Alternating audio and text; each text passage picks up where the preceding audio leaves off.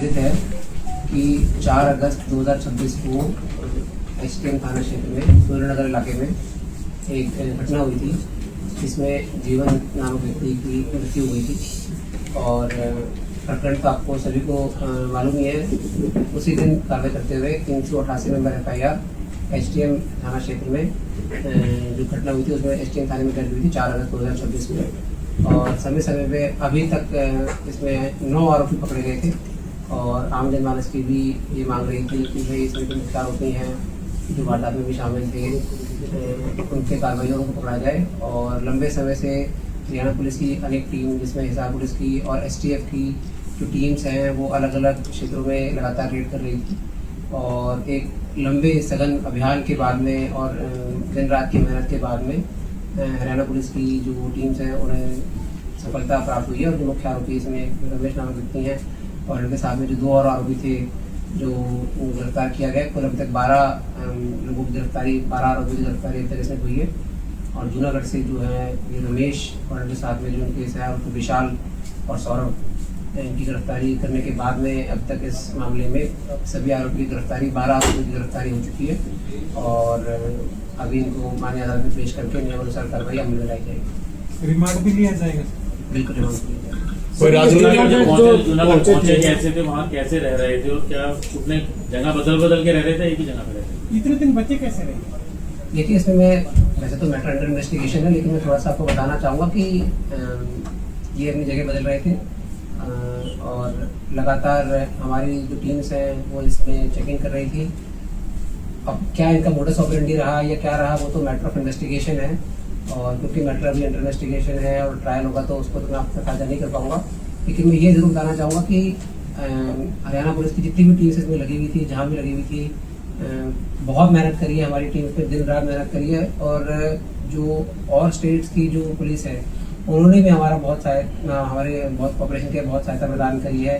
ना सिर्फ human intelligence बल्कि टेक्निकल इंटेलिजेंस और भी कहीं से कोई इन्फॉर्मेशन चाहिए हो या इन्फॉर्मेशन डिसेमिनेट करनी हो, CCTV के माध्यम से कोई इन्फॉर्मेशन लेनी हो या चेक करनी हो, सभी ने बहुत सहायता प्रदान करी। कोई राजनीतिक संरक्षण प्राप्त होने की भी कोई लिंक मिला है? कोई बिल्कुल भी नहीं जी, ऐसा बिल्कुल भी ऐसा नहीं है। ये इस प्रकार की जो अफवाहें हैं इससे किसी को भी किसी भी प्रकार से बिल्कुल भी ध्यान नहीं देना चाहिए।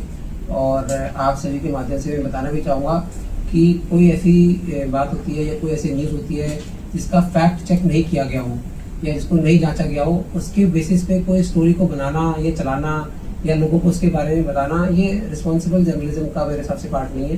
तो कोई भी बात अगर अपन मास मीडिया में ला रहे हैं या जनता को बता रहे हैं तो उसको एक बार वेरीफाई जरूर करें। सर अभी तक कुल कितने आरोपी पकड़े गए? साहब से समझौता हुआ, ये बताया गया कि और ज्यादा टीमें बढ़ाई जाएंगी। कुल कितनी टीमें ऑपरेट करेंगी? देखिए अलग अलग टाइम पे अलग अलग टीम्स हमारी ऑपरेट कर रही थी। एक समय पे हमारी 10 टीमें थी, फिर उसके बाद कुछ टीमों को हमने रीऑर्गेनाइज भी किया जब उनको पता चला, जैसे जैसे इन्फॉर्मेशन आती गई कि भाई आरोपी कहाँ हो सकते हैं या मौके के अनुसार हमारे पास में जो भी इंटेलिजेंस है, जो भी इन्फॉर्मेशन है, उसके हिसाब से हमने उसको अपडेट भी किया। तो ज़रूरत के हिसाब से, इन्फॉर्मेशन के हिसाब से, इंटेलिजेंस के हिसाब से हमने हमारी जो टीम्स का डिप्लॉयमेंट है और नंबर उसको हम डायनामिकली चेंज करते हैं। कोई पहले का भी आपराधिक रिकॉर्ड सर? हाँ जी, आपराधिक रिकॉर्ड। अभी तक कितने आरोपी पकड़े जा चुके हैं? 12 आरोपी पकड़े जाते हैं। पहले जो मामले दर्ज कितने होंगे तो आपराधिक रिकॉर्ड? देखिए जो ये रमेश नामक व्यक्ति हैं इनके खिलाफ 3री FIR है और बाकी जो भी और डिटेल्स है वो आपको प्रेस नोट के माध्यम से शेयर कर दी। देखिए अभी तो पूछताछ की जाएगी और जो भी बरामदगी जो पहले वाले आरोपी हैं उनसे जो बरामदगी हुई है वो मैं बता देता हूँ कि भाई रिट्स गाड़ी बरामद हुई है जो पहले कुछ आरोपी गिरफ्तार हुए हैं और कुछ डंडे लाठी वगैरह बरामद हुए जो पहले आरोपी गिरफ्तार हुए हैं, इनसे भी पूछताछ की जाएगी और जो भी हथियार में इन्होंने सामान इस्तेमाल किया उसकी बरामदगी की। सर लगातार जो इनको शरण दिए हुए थे जिसके कारण ये पुलिस से बचते रहे, क्या उनको भी गिरफ्तार किया गया, डिटेन किया गया? अभी तक तो ये सामने आया है कि भाई अपने स्तर पे हरियाणा के बाहर अन्य जगहों पे घूम रहे थे, लेकिन अगर जांच में ऐसा आता है कि भाई कोई दोस्त या रिश्तेदार या कोई ऐसे व्यक्ति हैं जिनकी मदद से ये इस प्रकार से अलग अलग जगह या अलग अलग राज्यों में थे तो जांच के दायरे से। जूनागढ़ में जहाँ गिरफ्तार हुआ तो वहाँ की क्या सिचुएशन है? इंडिविजुअल कोई जगह थी या किसी होटल में या किसी स्थान पर आरोप हुए थे? देखिए ये तो मैं थोड़ा एग्जैक्ट डिटेल तो बताना अभी ठीक नहीं होगा, लेकिन एक पब्लिक प्लेस पे रुके हुए थे और ये जांच में अगर कहीं आता है कि भाई किसी ने ऑर्गेनाइज तरीके से अगर किसी को कोई संरक्षण दे रखा है या ऐसी कोई बात है तो उसके बारे में आपको अवगत कराया जाएगा, नियमानुसार कार्रवाई बन सर, जाएगी। पुलिस ने इतनी मेहनत की तो मेन जो रहा कि पुलिस की इन्फॉर्मेशन रही या जो सीसीटीवी कैमरे की मदद रही, मेन जो हेल्प मिली किस चीज से मिली? देखिए इसमें दोनों चीजें, टेक्निकल इंटेलिजेंस और ह्यूमन इंटेलिजेंस, दोनों का ही बहुत पुरजोर रोल रहा हर प्रकार से। और मैं मानता हूँ कि लगातार प्रयास करने का नतीजा है, क्योंकि जब कोई भी आरोपी अगर कोई दूसरे स्टेट में होता है या मान लीजिए कोई टेक्निकल इनपुट्स को इस्तेमाल कर रहा है या इस प्रकार से कोई चीज़ हो रही है तो थोड़ा मुश्किल तो हो जाता है। लेकिन मैं मानता हूँ कि जो हरियाणा पुलिस की जो इन्वेस्टिगेटिंग ऑफिसर्स हैं और जो ग्राउंड पे जो टीम काम करती है, ये उनकी मेहनत का परिणाम है कि भाई अगर आरोपी कहीं और भी है तो निरंतर प्रयास के बावजूद भी उनको पकड़ा जा सकता है। भेष मुख्य बदलने आरोपी की कोशिश रमेश हुई थी खत्री के खिलाफ 3 FIR का जिक्र आप कर रहे हैं, किस नेचर की है वो, किस तरह का प्रोफाइल? देखिए तीसरे FIR तो ये मर्डर के FIR है ही, और इसके पहले लड़ाई झगड़े के FIR। कोई भेष बदलने की कोशिश की या नॉर्मल रह रहे थे? नहीं, कुछ CCTV में थोड़ा उन्होंने अटायर चेंज करने के बाद देखी। कितने गिरफ्त से बाहर हैं सर?